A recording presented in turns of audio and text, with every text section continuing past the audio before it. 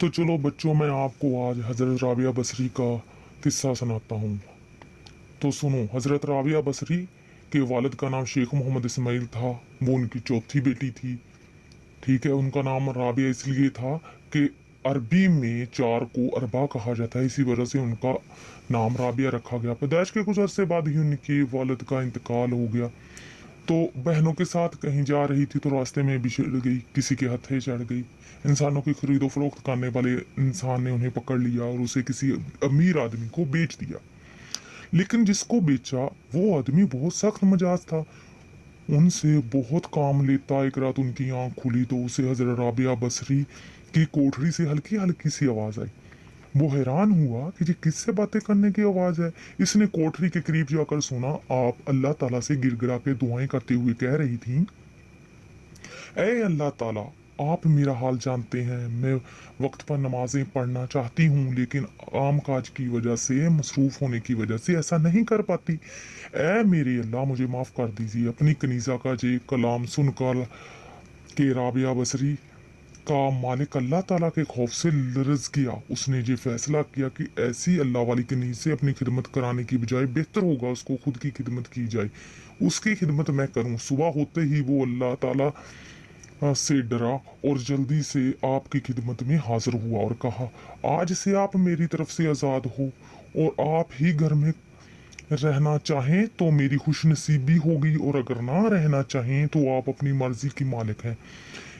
मेरी आपसे सिर्फ ये दरख्वास्त है कि जिस जात की आप रात को जाग जाग कर इबादत करती हैं, उसके सदके मेरी ज़्यादतियों को माफ़ कर दीजिए। अमीर आदमी की गुफ्तगू सुनकर हज़रत राबिया बसरी रहमतुल्लाह अलैहा ने फरमाया, मैं जहाँ से जाना ही चाहूँगी। गुलामी से आज़ाद होने के बाद सैयदा हज़रत राबिया रहमतुल्लाह अलैह एक बड़े इल्मी मरकज़ कूफा चली गई। वहाँ से उन्होंने बड़े बड़े उलमा मौजूद होते हैं, वहीं से उन्होंने कुरान मजीद हिफ्ज़ किया। कुरान मजीद की तफसीर, अहादीस और इस्लामी फ़िक़्ह को खूब समझा। बहुत सी अहादीस ज़ुबानी याद की। तालीम हासिल करने के साथ साथ दिलो जान से दिन रात अल्लाह ताला की इबादत भी की। ठीक है, इस तरह हजरत राबिया बसरी राजी अल्लाह ताला अन्हो एक अल्लाह की वली बन गई। वो दिन रात अल्लाह की इबादत में मसरूफ रहती, यहाँ तक कि जब भी एक दफ़ा का जिक्र है कि कुछ मेहमान आए तो घर में दो ही रोटियां थी, वो किसी को दे दी। फकीर आया था ना दरवाजे पे, उसको दे दी। लेकिन जब वो मेहमानों ने देखा, परेशान हो गया कि घर में दो ही रोटियां थी। लेकिन उनका तवक्कुल अल्लाह पे देखो कि कोई उनके दरवाजे पर आया, उन्होंने रोटियां ली, देखी कि रोटियां तो 10 हैं, तो उन्होंने वापस कर दी। कहा कि आपकी मालका से गलती हुई है। जब फिर वो दोबारा आया तो 20 रोटियां थी, कबूल की। तो फिर उन्होंने वजह पूछी, क्या वजह थी ऐसा किया? तो आपने फरमाया, अल्लाह ने 10 के बदले 20 का वादा किया था, इसलिए रब की तवक्कुल ही इतनी थी। तो चलो बच्चों, मैं आपको आज हज़रत राबिया बसरी का किस्सा सुनाता हूँ। तो सुनो, हज़रत राबिया बसरी के वालिद का नाम शेख मोहम्मद इस्माइल था। वो उनकी चौथी बेटी थी।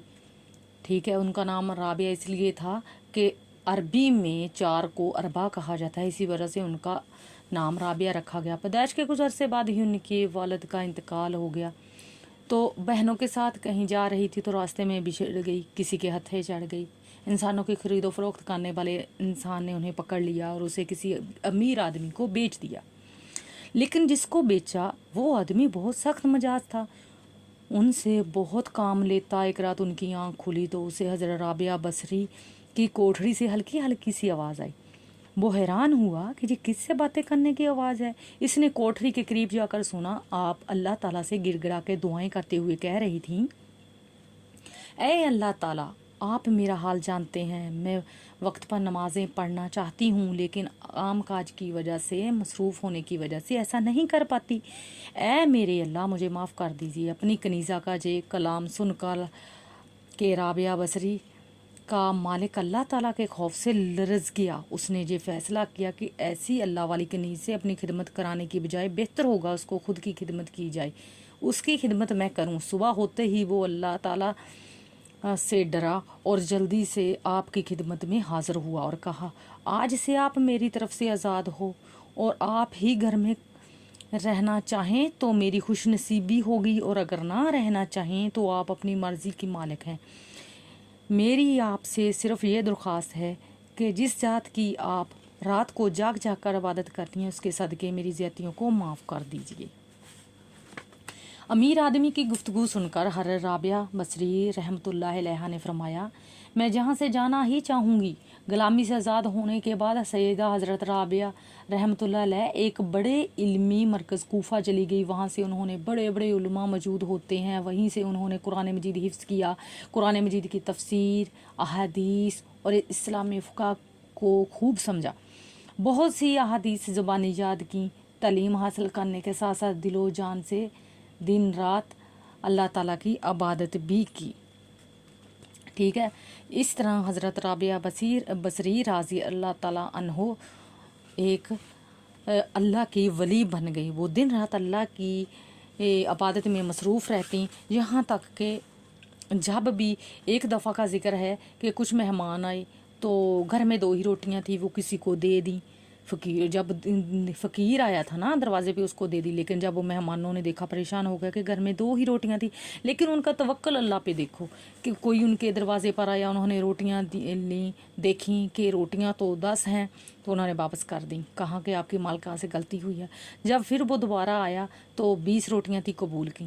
تو پھر انہوں نے وجہ پوچھی کیا وجہ تھی ایسا کیا، تو آپ نے فرمایا اللہ نے 10 کے بدلے 20 کا وعدہ کیا تھا، اس لیے رب کی توکل ہی اتنی تھی